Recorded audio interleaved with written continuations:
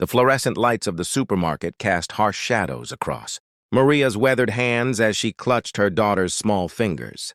7-year-old Sophia looked up at her mother with those bright, hopeful eyes that still believed in birthday miracles, unaware that the worn purse, hanging from Maria's shoulder, contained exactly $3.47. Not enough for even the smallest cake in the bakery section. Maria's throat tightened as they approached the bakery counter. She had promised Sophia a birthday cake. Just a simple cake, nothing fancy. But after paying rent, utilities, and buying Sophia's medication for her asthma, there was barely enough left for bread and milk. She had been awake until 3 in the morning, working her second job cleaning offices, her knees aching, her eyes burning with exhaustion, and still it wasn't enough. "Mommy, look at that one!" Sophia pressed her nose against the glass display case, pointing at a pink frosted cake decorated with rainbow sprinkles. "It's so pretty!" Maria's heart shattered into 1,000 pieces. She knelt beside her daughter, brushing a strand of dark hair from Sophia's forehead. "Baby, I was thinking, maybe we could look at something different today. Something special." "But you promised a cake," Sophia whispered, her lower lip trembling. "All the kids at school have cakes on their birthdays." The words hit Maria like a physical blow. She knew what it was like to be the different kid. The poor kid. The one who never had what everyone else had. She had vowed her daughter would never feel that shame. Yet here they were. Taking a deep breath, Maria approached the counter where a young clerk was arranging pastries. Her voice came out barely above a whisper.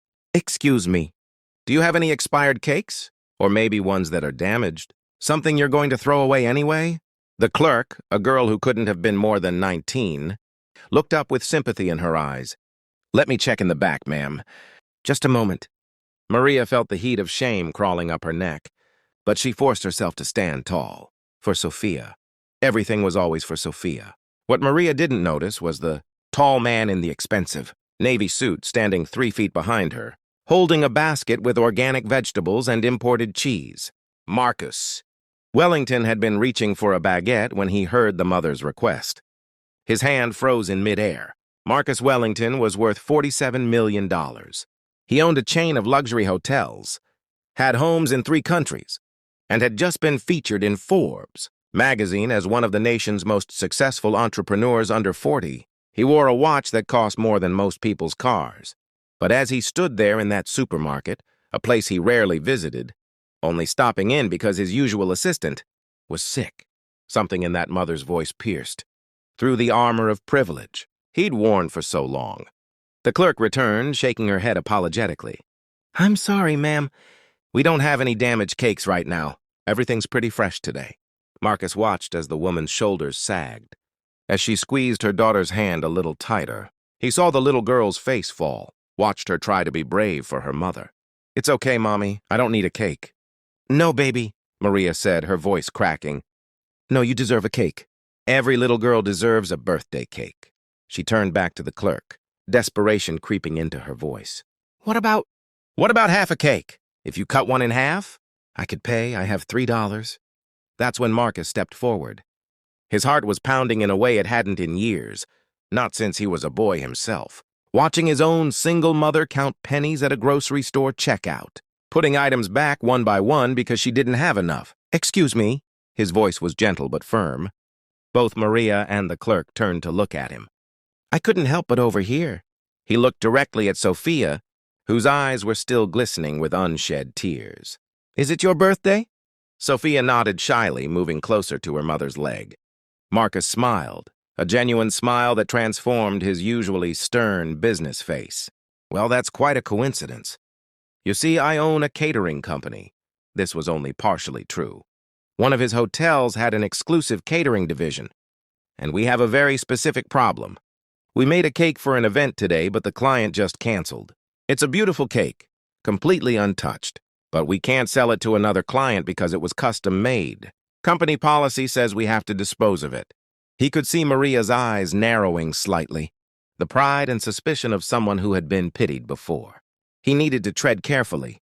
"The thing is," Marcus continued, directing his words to Sophia now, "I hate wasting food. It seems wrong, especially a perfectly good birthday cake. But I can't take it home. I'm flying out of town tonight." He paused, as if considering. Would you be willing to help me out? Take it off my hands? You'd actually be doing me a favor. Sophia looked up at her mother, hope blazing in her eyes again. Maria's jaw was tight, her eyes searching Marcus's face for any hint of condescension or mockery. He kept his expression neutral, businesslike. I don't think, Maria started. Please, ma'am, Marcus said quietly, his voice carrying a weight that made Maria pause. Let me tell you something. When I was 8 years old, my mother stood in a grocery store not much different from this one, and she had to choose between buying me a birthday cake or paying the electric bill. She chose the electric bill. A stranger overheard and bought me a cake anyway. I never forgot that kindness. I never got to thank that person. Maybe this is my chance to pay it forward. The truth in his words hung in the air. Maria's eyes filled with tears. She understood pride. God. Did she understand pride? But she also understood that sometimes accepting help was the bravest thing you could do, especially when it wasn't really about you. Where is this cake? She asked softly. In my car, Marcus said. It's parked right outside. Would you like to see it? They followed him to a sleek black Mercedes in the parking lot. He opened the trunk. And there, because sometimes the universe aligns in mysterious ways, sat a cake he had, actually just purchased from the supermarket's special order counter while they'd been talking. He had moved faster than he'd thought possible, signaling the manager, paying with his credit card, having them box it up and rush it to his car. It was a magnificent 3-layer cake with white frosting, decorated with fresh strawberries and delicate pink roses made of buttercream. The words "Happy Birthday" were scrolled across the top in elegant script. Sophia gasped. Maria's hand flew to her mouth. We can add her name, Marcus said quickly. I have connections with the bakery. What's your name, sweetheart? Sophia, the little girl breathed, her eyes wide with wonder. 10 minutes later, they stood together as the baker carefully piped Sophia onto the cake. Marcus had also, quite casually, added several bags of groceries to a cart, claiming they were samples from his suppliers that he couldn't possibly use before his trip. As they prepared to part ways in the parking lot, Maria finally spoke, tears streaming down her face. Why? She asked simply. Why would you do this for us? You don't know us.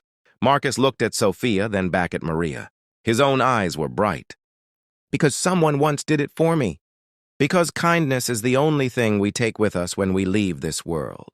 Because that little girl deserves to feel special on her birthday. Because you deserve to not carry the weight of the world on your shoulders, at least for one day. He paused, pulling out his wallet. Maria immediately stepped back, shaking her head, but Marcus held up his hand. Please, just listen. This is my business card. On the back, I've written the name of a friend who manages a medical supply company. Call her. She has a program that provides reduced-cost medications for families. Also, my hotel is hiring for several positions: administrative, accounting, daytime hours with benefits. If you're interested, give my office a call. Maria stared at the card, then at Marcus. I don't want charity, she said, her voice steady despite her tears. I work hard. I've always worked hard. I know you do, Marcus said gently. I can see it in your eyes, in the way you carry yourself. This isn't charity. It's opportunity. What you do with it is entirely up to you. But I've built a company on finding the hardest workers, the ones with the most heart. Something tells me you're exactly the kind of person I need. Sophia tugged on Marcus's sleeve. When he looked down, she held up her small arms. He bent down and she wrapped her arms around his neck. Thank you, she whispered. You're like a birthday angel. Marcus felt something crack open in his chest. Some hardened place he'd protected for years. When was the last time he'd done something that truly mattered? When had he forgotten that money was just paper? Just numbers, but moments like these were real? As he watched Maria and Sophia drive away in their old sedan, the precious cake secured in the back seat, Marcus felt different, lighter, more like the boy he'd once been, before success had insulated him from the struggles of ordinary people. He pulled out his phone and called his assistant. Jenny, I need you to set up a foundation. I want to establish a program that helps families with medical expenses and provides job training. Use the supermarket chains we partner with as distribution points. People shouldn't have to beg for expired cake when They're just trying to celebrate their child's birthday. 3 months later, Marcus received a letter at his office. Inside was a photo of Sophia, beaming in front of her birthday cake, and a note written in careful handwriting. Dear Mr. Wellington, I start my new job as an administrative assistant at your downtown hotel next week. Sophia's medication is covered now, and for the first time in years, I can breathe. But more than that, you gave us something that day that money can't buy. You gave us hope. You reminded us that there are still good people in the world. Sophia asks about her birthday angel all the time. Thank you for seeing us when we felt invisible. With eternal gratitude, Maria. Marcus hung the photo in his office, right next to his Forbes cover. And every time he looked at it, he remembered what true wealth really meant.